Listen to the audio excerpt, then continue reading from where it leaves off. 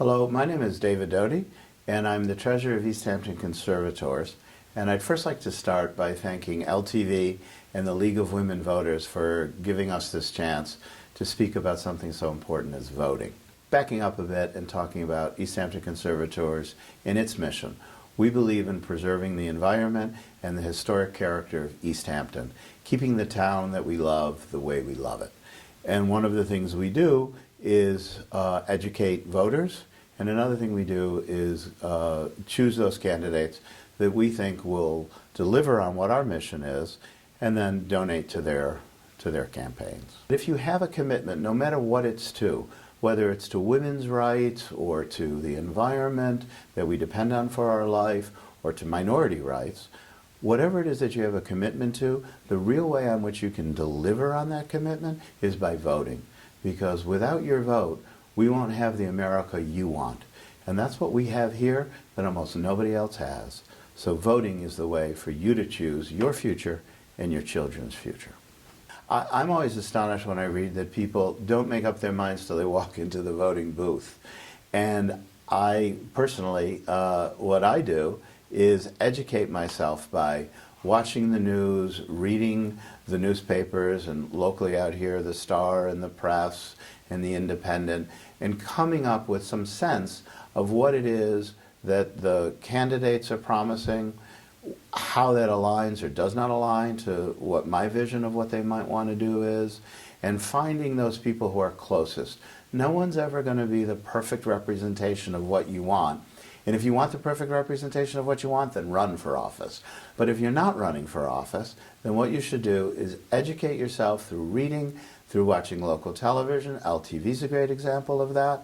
But finding ways in which talking to your neighbors, seeing what's important to them, also looking at your own life and saying, gee, you know, I really love the beaches. How can we keep the beaches clean? How can we keep our groundwater clean? Those are among the things that are most important to East Hampton Conservators. We want the water to be clean. How do we make sure that happens? Who are the people who are talking about that, who are making that part of their platform?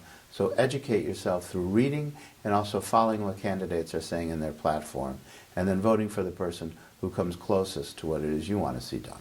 Well, I think, you know, if you look at certain elections, certainly presidential elections turn out more people than local elections. And so very few people, when it's especially not a presidential election time, can actually change the course of the government. In Southampton, there was actually an election for a new seat on the town board. And very few people voted in that, but that gave each person who was voting even more power. So you always want to vote, and you especially want to vote when you think that there are very few people voting, because that gives you more power than ever. You know, and you can't forget that we have this right to vote. Many people sacrificed a lot more than a couple of hours of driving and waiting in line and filling out forms. They sacrificed their lives, they sacrificed their healths, they sacrificed their time away from the country to defend it. And we really should honor that by taking some time out of our day and voting. Mm-hmm. Well, I think certainly from where I sit and the people I speak to, what's really important is preserving the traditions and what we love about South and East Hampton. That includes making sure it's not overdeveloped, making sure that we have clean beaches, making sure that we have clean water. All of those things seem to have decided, in large measure, the most recent elections in East Hampton, for instance. I think issues around the airport noise were very important decision points for people. And so people came out and voted knowing that those were the issues at hand, and voted for those candidates that they think could actually act on what their wishes were.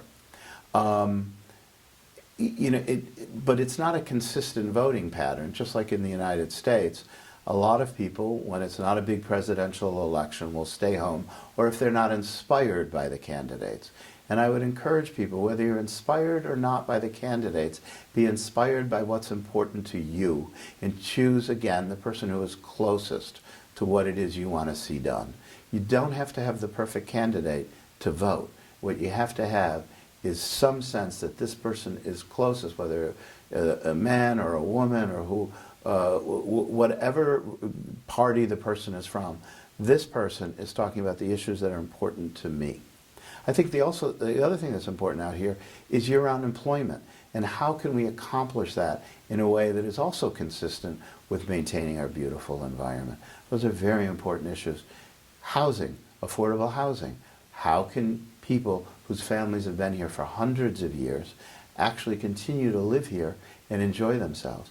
That's really important. We should all be committed to that, making sure that the people who built this beautiful place are able to stay in it.